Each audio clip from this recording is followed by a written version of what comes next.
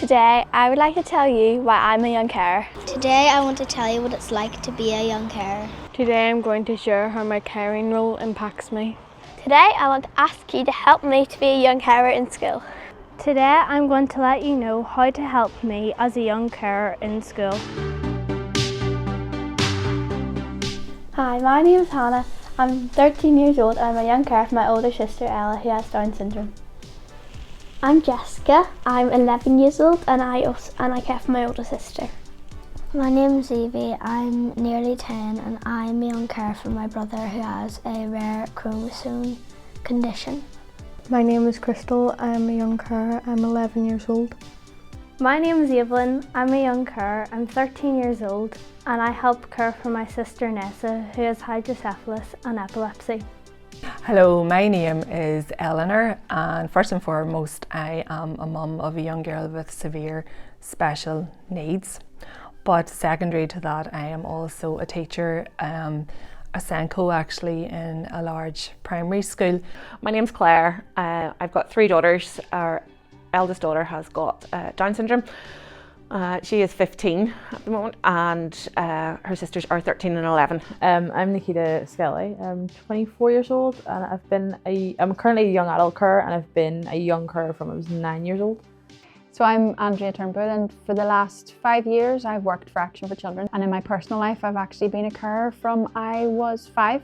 I've got a younger sibling with a learning disability. So the facts of young carers are quite stark. My understanding is that approximately 1 in 6 children are young carers.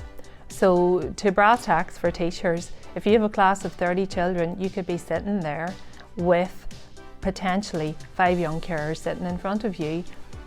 As a young teacher, that would not have crossed my mind at all. I like being a young carer because I think it helps shape me as a person. It helps me be more organised and caring and understanding as well to other people. And as I said, Ness is she's my rock really. It's great to have her like always by your side. And I feel like sometimes if I feel like I can't talk to people, I can always talk to her because she's just always there and ready to cheer me up. What I like about being a young carer is it's really nice to see Ella do really nice things that always makes her smile when she achieves lots of good things. It's a really nice feeling.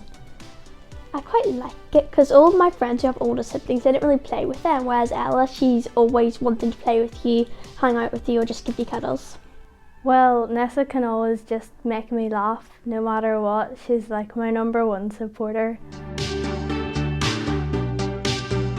Sometimes it's getting some stuff done. Sometimes I just want to read quietly in my room, but she always wants someone to do something with her, so she can't really entertain herself. So we're always having to entertain her, whereas also doing our own stuff, our own homework and all that kind of stuff. Probably getting homework done and revision due to the amount of noise, but I guess it's something I don't really think about because it's the normal for me and I just try my best to get it done. As a young carer, I did a bit of everything. At age 9, I'd have been cooking dinners, lunches. I'd have made like sort of baby food and baby bottles for my sister. Sort of got me and my brother ready for primary school and took us out. Because my dad would have worked, so he wasn't always able to have the time to do that. And my mum took up with my sister in the hospital, so I took a lot of responsibility for my brother and my sister when she was home. And then as time got on, it became looking after my sister. It became making sure that she was at her appointments on time, making sure that they were chased up, making sure she had all she needs for her disabilities. My sister Lily has special needs and my tongue dystrophy.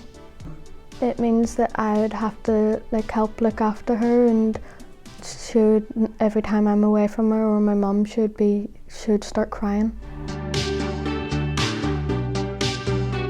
So young carers will come into school in the morning having experienced things that are normal to them, but that aren't normal. While some kids will get up, just have their breakfast, roll out of bed, have their breakfast and get on the bus or go to school, my girls are generally trying to help their sister, helping, encouraging to get her out of bed, to get her dressed. You know, they have done a lot of stuff before they even get into school. So I think it's just being mindful that not everybody in your classroom is coming from the same situation. So my morning before going to school with Nessa really is get up, help get her changed and help doing her hair, which is really hard because she's got so much hair. But then we have to, once all that's done, we have to help get her down the stairs and eat her pancake and her cereal, and then pack her bag and just get her ready for the bus some mornings as well. Before I go to school, I mostly help my mum with Alfie. He gets a lot of meltdowns in the morning. It's quite hard.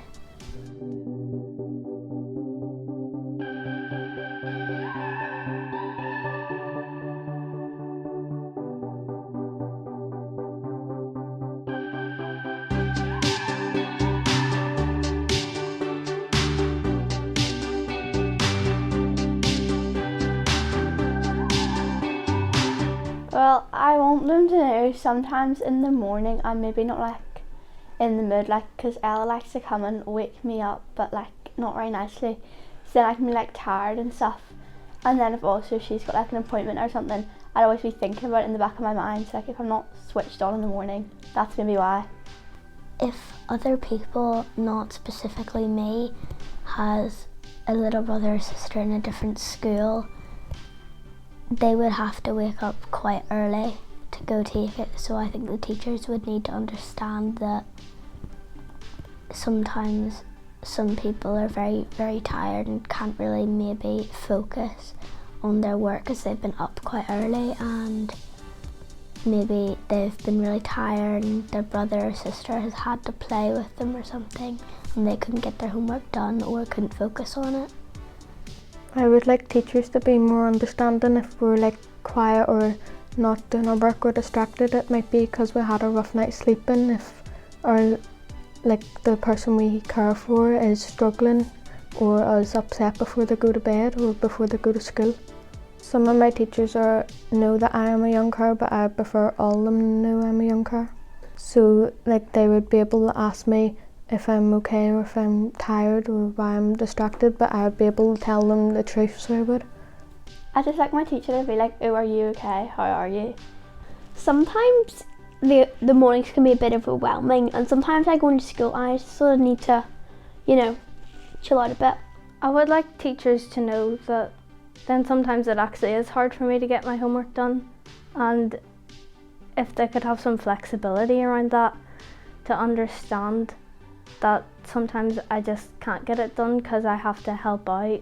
In school, I think just more recognition and more a reaching hand, a helping hand reaching out, because I was the quiet, well-behaved, good child, and to a teacher that's not going to spring out as someone that needs looked after or a bit of are you okay? It's the ones that are noisy and need attention, where I was so quiet because I had so much going on and had such a burden at home to deal with that I needed that person, a teacher, to just reach out and ask, check in, ask for help. I think also as a teacher, you just a teacher needs to be mindful of things that aren't being communicated with them. They need a little bit more awareness of the young carers in their class, and they need to be thinking, okay, that child doesn't have their homework done. Why? And ask the question, why? Is it something to do with the child being a young carer? So I think a big worry is, how do you communicate? At the minute, when it's primary school and there's just one teacher there, you can knock on the door first thing in the morning or, send a message or whatever. Whenever there's more than one teacher involved, there is that worry there. So I think lines of communication and people being very clear, the school being very, very clear as to how this is going to work. Check with the parents, because the kids aren't always going to want to reach out or even know if they are a carer. And I think if parents were asked, do you have a young carer at home? Do you have a child with extra needs that has siblings looking after and helping out, and that's that step already taken where the child is already sort of highlighted as someone that needs to be kept a wee eye on and asked for, do they okay sometimes. It's good to keep the lines of communication open within the school. The school that the girls go to now know that they are young carers, and I have a few teachers on the staff that I can contact if there have been any things going on at home that I think that they need to be aware of. I think just having the peer support there, or knowing that there's other young carers within that school environment, would be really good. I think I would say to teachers, show more support and look and see if you can find anyone who you think would be a young carer, and get like a school group where you can support them and just let them have little breaks and times out, because sometimes going home they don't really get a break. So my hope would be that all young carers going through education get the same opportunities as those who don't have a caring role. I think it's just a good thing for teachers to have an awareness that young carers do exist, and being a young carer brings with it a whole array of other potential problems, but also potentially good things. We were at a meeting a few weeks ago, and somebody said at the meeting to one of my daughters, it gives you a whole another set of skills, and actually indeed being a young carer has for them given them a whole different skill set of emotional intelligence and being able to deal with things in a really mature way, and has made them the great girls they are. So it has both a positive and sometimes negative impact. Let me teach you how to identify young carers that you may have in your school. Are they tired a lot of the time? Are they really struggling to concentrate? Do they miss school without explaining why? They could be attending appointments with the person that they're caring for, or they could be tired because life can be chaotic at home. Is homework not complete, or are they struggling to submit things on time? Let me tell you how you can help a young carer in your classroom. Ask simply how they are. Be flexible with homework deadlines. Demonstrate that you understand and you're listening to them. Let them know they're heard. Ensure educators are aware of what a young carer is and the roles and tasks of that. Peer support groups. Ask the school to have a register of young carers in all age groups in the school. Communication for parents and teachers, maybe with updates on how things are at home. And signposting young carers to a support service through the school.